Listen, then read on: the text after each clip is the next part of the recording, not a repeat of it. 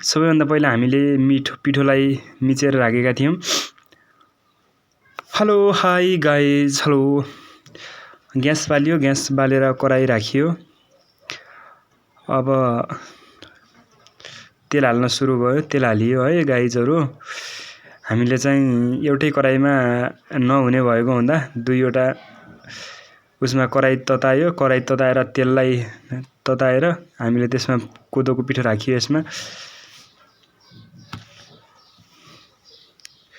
एकछिनलाई पाक्न दियौं कोदोको पिठोलाई। अब अर्को कराईमा पनि तेल तात्दै छ, यसमा पनि राखियो पिठो। अलिकति तेल खस्यो साथीहरु।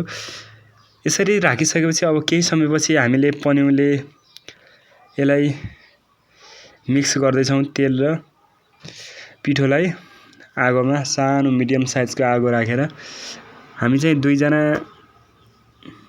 यसलाई फ्राई गर्दै छौं, मुनबहादुर बुढा र म।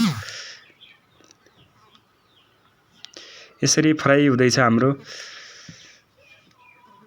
ओरिजिनल खानेकुराहरु, नेचुरल, आफ्नै घरमा उत्पादन भएको कोदोको पिठो, पानी घट्टमा पिसेको कोदोको पिठो।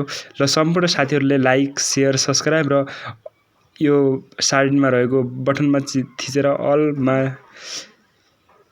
थिच्दिनु होला। हामीले यसरी फ्राई गर्दै छौं। यसरी फ्राई गरेको मकैको हलुवा चाहिँ कति मिठो हुन्छ। अब यो हलुवा भन्ने कुरा चाहिँ सबैको ठाउँ अनुसार फरक फरक हुन्छ। ल सबैजनाले माया गरिदिनु होला, सब्स्क्राइब गरिदिनु होला। मिठो माया छ सम्पूर्णलाई। धन्यवाद।